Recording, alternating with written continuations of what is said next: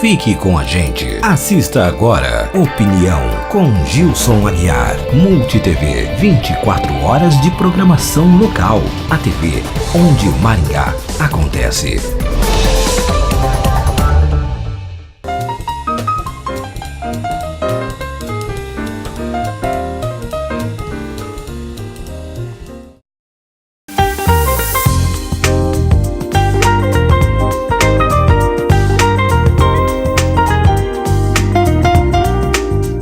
O Opinião de hoje está aqui no Monte Negro. Mudamos o ambiente, mas continuamos trabalhando com temas que possam ajudar você, meu caro telespectador, a entender um pouco melhor o mundo contemporâneo.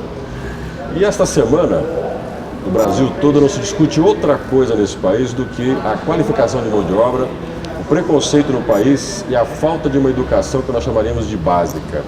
Só para você ter uma ideia, no país, assim como boa parte do mundo, há uma carência de educação básica para a formação de crianças e também de adolescentes. Isso reflete no preconceito racial. Hoje, os afrodescendentes ganham 60% dos brancos. O principal fator que é apontado é a falta de educação, a falta de formação.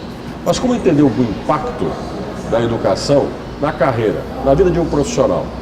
Para falar sobre esse tema, eu estou aqui com o Luciano Santana. Luciano é especialista em gestão de carreiras e pessoas. Luciano, bem-vindo à Opinião. Obrigado, Gilson. Olá, espectadores.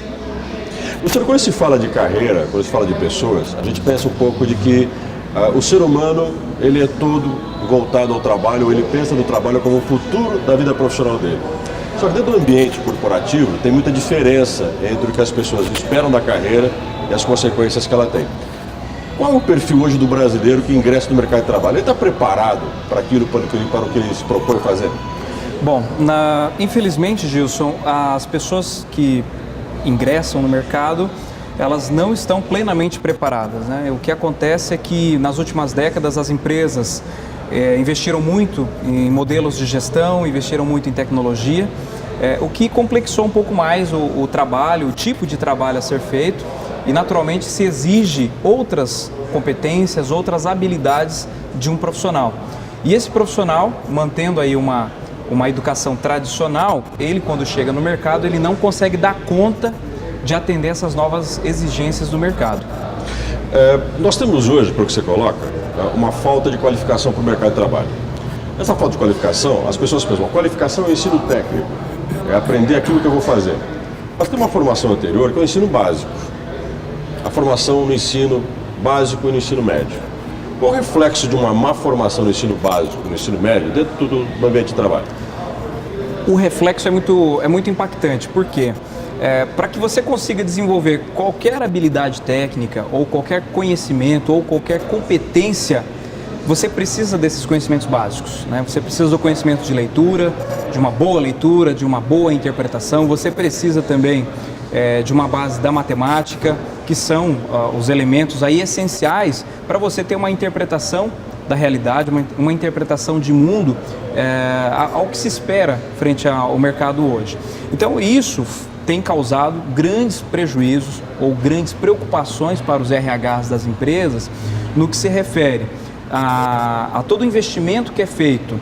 Muitas vezes a empresa tem uma estrutura de treinamento, tem lá o know-how para ser transmitido, mas se esbarra nessa limitação do próprio indivíduo, de não conseguir entender uma sistemática de pensamento, não conseguir se expressar tanto verbalmente quanto por escrito adequadamente, utilizando a nossa língua portuguesa de uma forma adequada, né, e como esperada.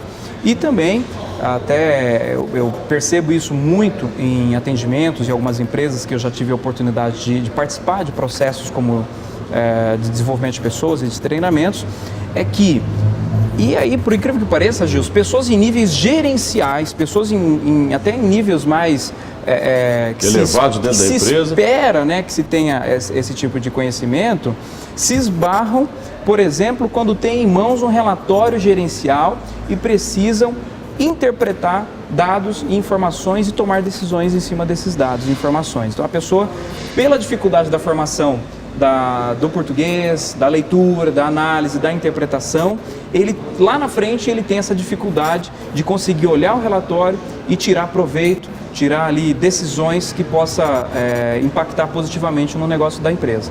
Eu vou fazer 2 perguntas para o Luciano. Uma delas é uma experiência que nós tivemos aí numa conversa na CBN. O Luciano me deu uma entrevista falando um pouco sobre esse tema. E no meio da entrevista, uma ouvinte minha, a Sandra, enviou um e-mail, um comentário pelo Facebook, dizendo o seguinte, que ela tinha 2 funcionárias recém-contratadas e uma delas, ela pediu para responder e-mails.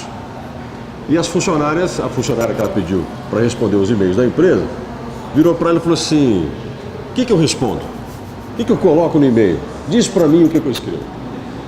Calculo, eu vou passar um pouco mais para você falar um pouco disso, que é uma pergunta que nenhum chefe espera de uma pessoa que tenha pelo menos o ensino médio incompleto. Sim, esse fato que a Sandra nos relatou naquele momento é o que eu chamaria de materialização de todo esse problema que a gente está vivendo, né? Então, nós temos um profissional ocupando uma atividade em que se espera pelo menos um mínimo, né, de conhecimentos básicos para conseguir operar o cargo, conseguir operar a atividade, e quando ele é colocado à prova ele tem essa dificuldade. Isso também tem aí um outro lado da história, porque a própria empresa que coloca esse profissional para fazer essa tarefa precisa também fazer o mapeamento do que se espera nessa tarefa e se essa pessoa consegue atender esses requisitos. É o que nós chamamos aí, dentro da área de recursos humanos, de mapeamento de cargos, ou algumas empresas até colocam como cargos e salários, né? Principalmente o mapeamento do cargo.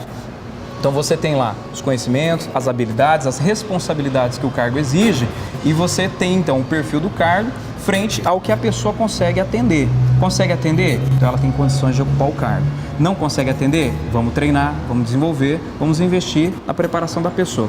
O que acontece é que o ritmo das empresas não permite esse tempo de maturação do indivíduo. Então o indivíduo muitas vezes acaba assumindo uma atividade sem estar plenamente preparado. Qual é o tempo de maturação, Luciano? Se você pensar hoje na contratação de funcionário, existe um tempo médio.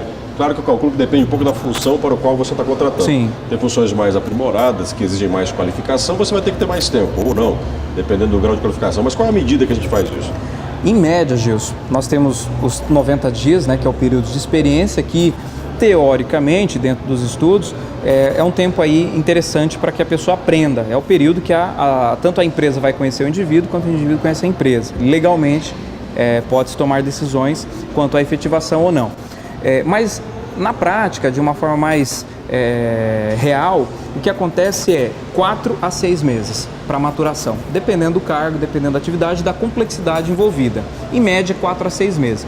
Quando esse déficit de conhecimento básico, português, matemática, de interpretação, de análise, de olhar a realidade e conseguir se relacionar com ela de uma maneira profissional, quando isso acontece, esse déficit acontece, esse tempo vai para 8 a 10 meses. E olhe lá, um ano, para que a pessoa consiga começar a produzir de uma maneira potencializada e independente, sem precisar de alguém dando suporte. O que para uma empresa é um grande prejuízo, né? No mercado capitalizado que nós temos hoje, tempo, como nós falamos, é dinheiro. Então, cada tempo investido, não só o tempo, né? E outros recursos também, e que dificilmente as empresas conseguem mensurar nesse processo todo. Então, vamos pensar que 8 meses investido na preparação de uma pessoa. Você tem que colocar uma pessoa para monitorar ou para apadrinhar. Você tem tempo de energia, tempo investido ali de dedicação, possíveis retrabalhos que essa pessoa venha a acontecer, né? Que tem que refazer alguma coisa. Enfim, são custos ou investimentos, como preferir, que muitas vezes nós não conseguimos colocar na ponta do lápis e que a empresa paga. Algumas empresas, eu estava lendo uma reportagem sobre o Itaú, do Unibanco, que tem um sistema de trainee e também de estagiários. Ou seja, ele faz todo um programa de um ano para preparar jovens que depois serão ou não contratados para cargos de liderança ou pelo menos de chefias intermediárias dentro do banco. Esse ano agora o Itaú deu uma reduzida no número de trainee, mas eles investem pesado nisso. Vamos pensar que, claro, nenhuma empresa do tamanho do Itaú no banco. Mas cada vez mais as empresas vão começar a precisar preparar a mão de obra. Vamos pensar aí no outro lado. Antes de sair de uma universidade, a questão do estágio, que muitos alunos infelizmente fogem do bendito estágio, é importante, Luciano? O estágio é a ponte entre a faculdade, né, ou a universidade e o trabalho. É o melhor caminho para aquele que não possui a vivência do mercado, a vivência profissional, que ele possa conseguir um pouco dessa vivência. Infelizmente, o meio acadêmico, né, os alunos, eles olham de uma maneira um pouco receosa quanto ao estágio, pelos inúmeros preconceitos que existem sobre o estagiário, né, a pessoa do estagiário e os estereótipos que se criou ao longo do tempo. Mas para aqueles que conseguem fazer essa parceria com uma empresa, conseguem realmente materializar aquilo que se aprende na universidade, muitos deles, tá, conseguem se efetivar. Claro que depende também de uma intencionalidade da empresa que oportuniza o estágio, porque muitas empresas, elas oferecem um estágio, encerra o período, o ano que vem temos outro. Então ela não tem a intenção de efetivar, apenas de usar essa mão de obra barata. E também, por isso que isso cai um pouco em descrédito para os estagiários, né? Mas, como você mencionou, muitas empresas têm sim programas muito sérios de estágio e conseguem efetivar muitas pessoas, muitos talentos no mercado. Agora eu vou conversar com o Luciano sobre um dado que eu estava olhando hoje. Eu achei incrível as carreiras que mais trazem retorno, os profissionais com menor rendimento. E lá estava o estatístico. Estatístico. Exatamente, uma das pessoas que são formadas para poder analisar dados. Alguns deles, é claro, tem que ter uma formação mais apurada em economia, em sociologia, que é a área também do Luciano, para poder compreender esses dados e dar um significado para esses dados. Isso. E num mundo como hoje, em que você vive com a estatística o tempo todo, a tal da bendita matemática básica vai fazer falta para algumas pessoas. Quando eu penso no estatístico, e numa sociedade que trabalha tanto com números, com cálculos, com movimentações econômicas, com o mercado, nós estamos deixando de preparar exatamente os profissionais num campo tão vital. Eu penso, Gilson, que esse profissional da matemática ou da estatística, ele tem um espaço muito considerável no meio corporativo, mas ele precisa extrapolar a prática da análise ou a prática do simples cálculo, vamos colocar dessa forma. Então, exige-se muito mais além dessa competência técnica, né, da matemática. É necessário que ele aprenda ou que ele desenvolva a habilidade para se relacionar com outras pessoas. É necessário que ele aprenda a analisar uma realidade, analisar o contexto na qual a empresa está inserida, o mercado, e também consiga entender as diferentes interfaces que diferentes departamentos, setores fazem, né, nessa relação que ela é orgânica no dia a dia e que não é fria como um número. Então, muitas vezes o estatístico ele aprende a olhar o número e esse lado humano, esse lado mais social acaba deixando de ser percebido. Eu tenho pouco tempo agora, mas eu quero fazer uma última pergunta para o Luciano, que é uma conversa que nós tivemos antes da entrevista, que me chamou muita atenção.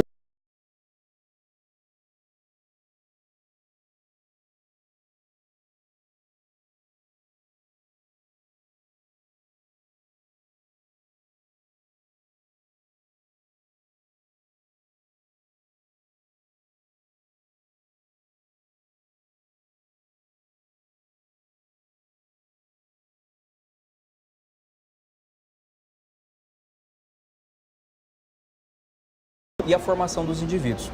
Então, em alguns estudos que foram feitos, nós percebemos que naquele ambiente industrial, principalmente, né, onde a formação não é tão exigida, percebe-se que aqueles indivíduos que apresentam características de uma formação básica mais limitada são aqueles que estão mais envolvidos com conflitos, com atritos, um termo comum, fofoca no ambiente de trabalho.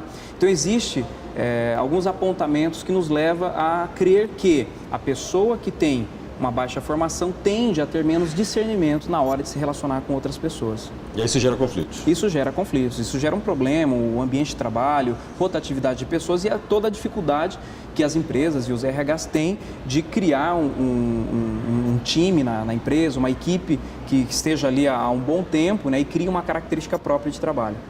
Por isso que a Opinião de hoje conversou com o Luciano Santana, que eu quero agradecer a você, Luciano, pela participação aqui no Opinião, hoje aqui no Montenegro, falando exatamente da qualificação, da preparação no ensino fundamental, no ensino médio, para o mercado de trabalho. E agora o Luciano fechamos com chave de ouro essa conversa, e conflitos dentro da empresa têm uma relação direta com a má formação educacional, a escola, dos colaboradores. Por isso, a gente tem que repensar muito bem o papel da educação nas nossas vidas. Às vezes, nós consideramos que só ir à escola é o bastante, mas a qualidade da escola pode fazer um efeito para a vida toda. Até o nosso próximo programa.